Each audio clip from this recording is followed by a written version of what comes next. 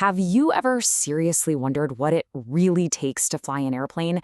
I mean, forget all the Hollywood drama. In this explainer, we're going to climb right into the cockpit and break down the absolute basics of how a pilot actually controls an aircraft. So, let's get started. It really all kicks off with a pretty simple question. We all get how to drive a car, right? You're on a flat, two-dimensional surface.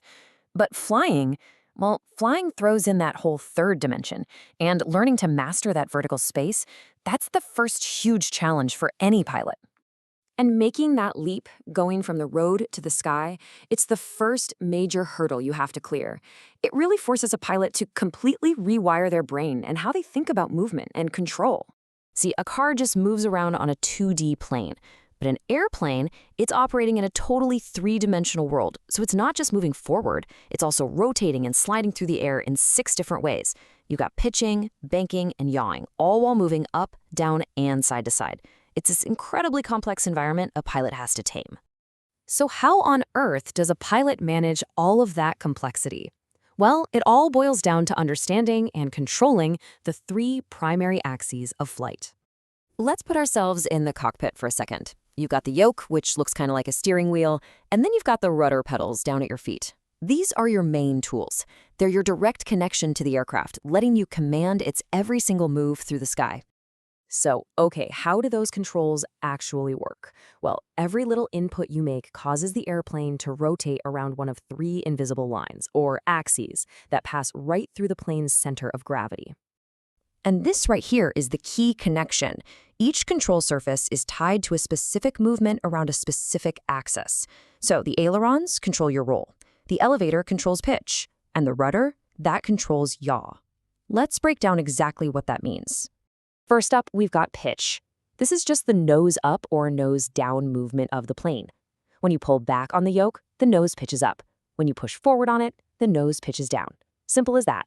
It's all rotating along that invisible line running from wingtip to wingtip. Next is roll, which you also control with the yoke. When you turn the yoke left or right, just like a steering wheel, one wing dips down and the other goes up. We call this banking, and it's basically rotation around the axis that runs all the way from the airplane's nose to its tail. And finally, there's yaw. This is where those rudder pedals come into play. If you push the left pedal, the nose swings to the left. Push the right pedal, and it swings to the right, all without the wings banking at all. Just imagine a pin going straight through the top and bottom of the plane. That's the vertical axis it's rotating around. Okay, so we know what the controls do, but the real art of flying, the real secret, is in how you use them. It's not about being strong, it's all about being sensitive. This quote, right from the Airplane Flying Handbook, just says it all. New pilots, a lot of the time, they grip the controls way, way too tightly. And that's a huge mistake. Why? Because it completely kills their ability to actually feel what the airplane is telling them. So the most important thing here is to avoid that death grip. Instead of a clenched white-knuckle fist, a pilot uses just light fingertip pressure. This is what allows for those tiny, smooth corrections instead of big, jerky, over-controlling movements. It is absolutely the key to developing what pilots call the feel of the aircraft. And feel isn't just some vague idea. It's really about tuning into the airplane's feedback. The sound of the air rushing over the wings, the little vibrations you can feel in the controls. It's about learning to fly with all your senses, not just with your eyes glued to the instruments.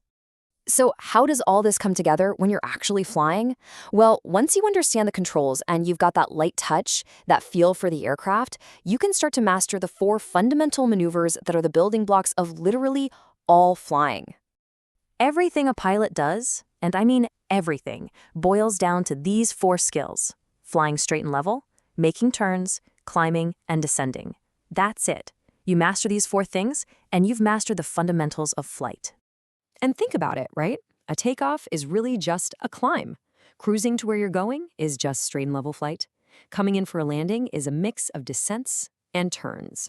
Every single thing a plane does is built from these 4 simple blocks. Now, mastering these fundamentals also means learning to avoid some very common traps that pretty much all new pilots fall into. So let's do a little debrief on what not to do. The number 1 mistake brand new pilots make? Staring at the instruments. A pilot's attention should be outside the window, looking at the real world about 90% of the time. You use the natural horizon as your main point of reference. The instruments are just there for a quick cross-check, not to fly the plane for you. And here's a pro tip for keeping that straight and level flight. Instead of fixating on the nose of the airplane, let your eyes scan from one wingtip to the other. Checking where your wings are relative to the horizon gives you a much more stable and accurate picture of the plane's attitude. Some other classic mistakes include chasing the needles on the instruments, using these jerky mechanical movements instead of smooth pressures, and just generally over-controlling the plane. Oh, and a really bad habit to get into is flying with one wing constantly low. These are all things that a light touch and keeping your eyes outside will fix. So, we've covered the controls, the feel, and those 4 core maneuvers. They really are the foundation of good airmanship.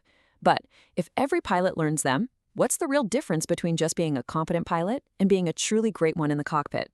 Well, that's a question of instinct, practice, and turning these